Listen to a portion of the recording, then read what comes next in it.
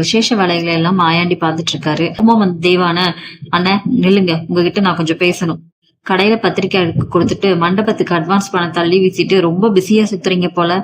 இந்த தெய்வான இங்க உயிரோட தான் இருக்கேன், உங்ககிட்ட 4 கேள்வி கேட்கணும், அதுக்கு பதில சொல்லிட்டு அப்புறமா ஓடுங்க.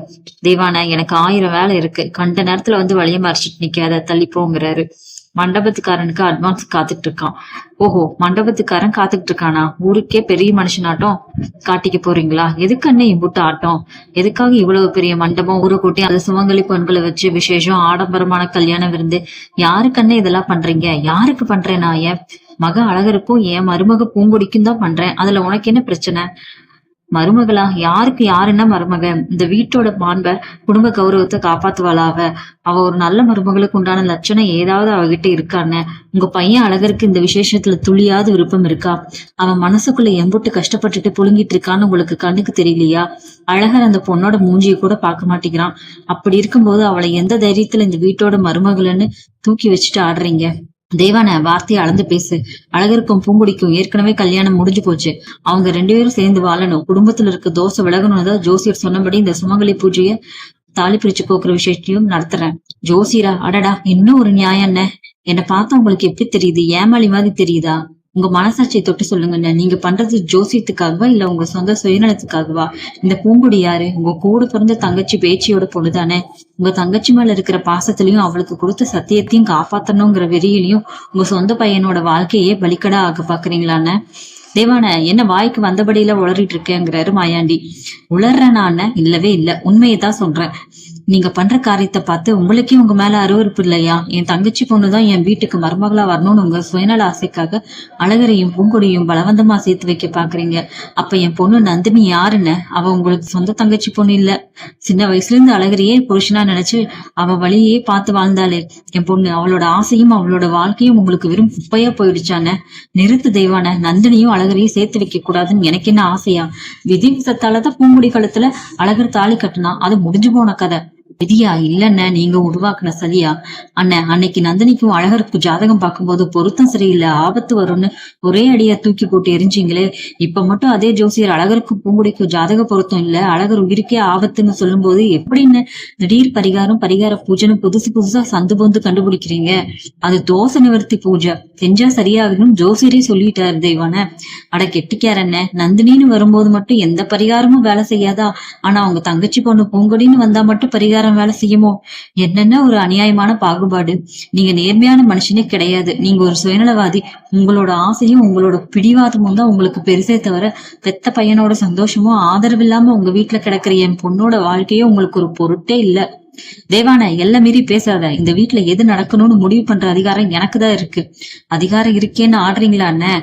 இன்னைக்கு மட்டும் என் புருஷன் உயிரோடு இருந்திருந்தா நீங்க எங்களை இப்படி நடுத்தரவுல நிக்க வச்சு வேடிக்கை பார்த்திருப்பீங்களான்னு?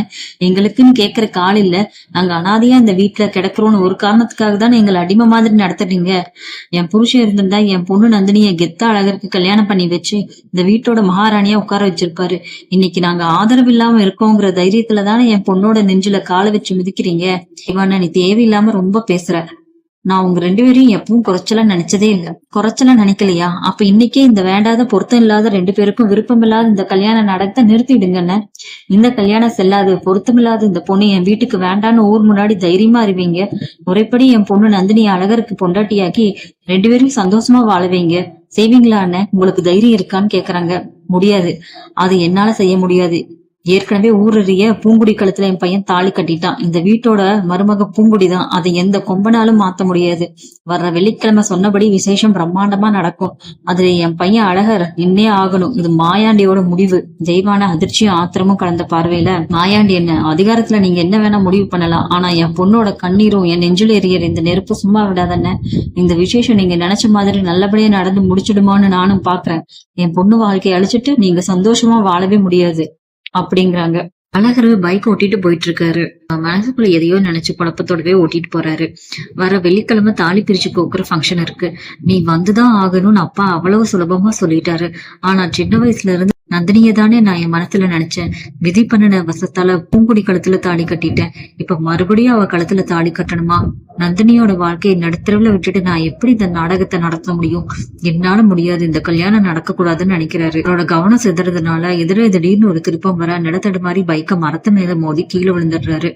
கையில பலத்த காயம் ஏற்பட்டு ரத்தம் வருது, மயங்கிடுறாரு. அழகர் ஹாஸ்பிட்டல்ல மாவு கட்டு போட்டு கையில படுக்க வச்சிருக்காங்க. அவங்க வீட்டுல இருக்க எல்லாரும் அழகரை பார்த்து கண்ணீரோட பேச வராங்க. மீனாட்சி அழகரை பார்த்து, ஐயோ என் மகனே, என்னடா இப்படி பண்ணி வச்சிருக்க? வண்டி ஓட்டும் போது எப்படிடா உங்க கவனம் போச்சு? கை உடைஞ்சு போய் இப்படி படுத்து கிடக்குறியே, கொஞ்சம் அமைதியா இருக்குமா? டாக்டர் தான் ஆபத்து எதுவும் இல்லைன்னு சொல்லிட்டாருலன்னு பென்னி சொல்றாரு. மாயாண்டி, சுருளி, எப்படிடா இது நடந்துச்சு? வண்டி ரொம்ப வேகமா ஓட்டுனானா? இல்லப்பா, மனசுல ஏதோ பெரிய குழப்பம். யோசனையில ஓட்டும் போது கவனக்குறைவா மரத்துல மோதிட்டாப்ல. நல்ல வேலை, பெரிய ஆபத்து எதுவும் இல்ல. நந்தினி கண்ணீரோட, மாமா, என்ன மாமா இதெல்லாம்? உங்களுக்கு ஏன் மாமா இப்படி எல்லாம் நடக்குது? என்னாலதானே உங்க மனசு நிம்மதி இல்லாம அலையுது. என்ன நினைச்சுதானே நீங்க கவனத்தை கோட்ட விட்டீங்க. நந்தினி, நீ எதுக்கு அழுகுற? எனக்கு எதுவும் இல்ல, நீ சும்மா சின்ன காயம்தான் சொல்றாரு. மீனாட்சி உடனே, பெண்ணி என்ன, அன்னைக்கு ஜோசியர் சொன்னது இப்ப என் கண்ணுக்கு முன்னாடி நிக்குது. பூங்குடி இந்த வீட்டுக்கு வந்த நேரமும் கல்யாணம் நடந்ததும் தான் என் பையன் உயிருக்கே ஆபத்தா வந்து முடியுது. இன்னைக்கு கை போச்சு, நாளைக்கு என்ன ஆகுமோன்னு எனக்கு பயமா இருக்கு.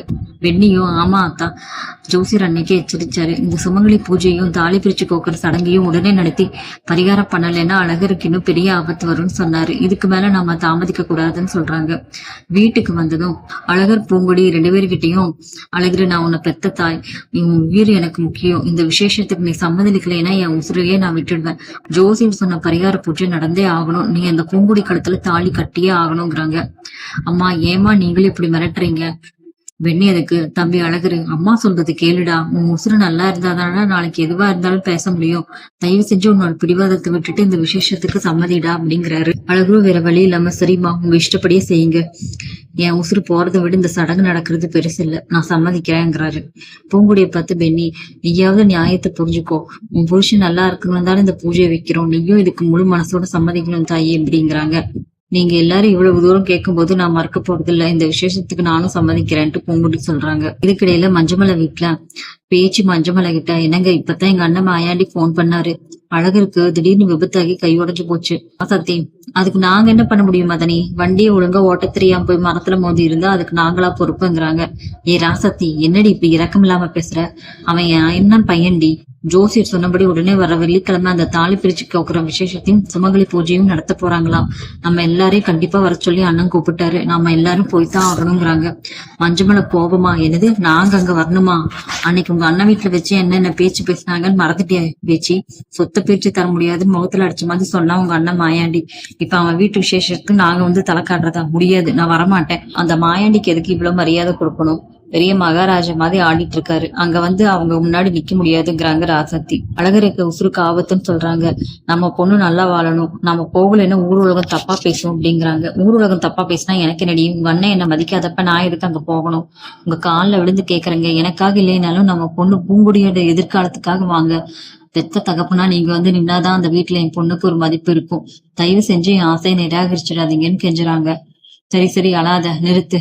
என் பொண்ணு பூங்குடி வாழ்க்கை நல்லா இருக்கணும் ஒரே காரணத்துக்காக மட்டும்தான் நான் அங்க வரேன். மத்தபடி உங்க அண்ணன் மூஞ்சி பாக்குறதுக்காக இல்ல, புரிஞ்சுதா? நம்ம பொண்ணு வாழ்க்கை கண்டிப்பா நல்லபடியா அமையுங்க.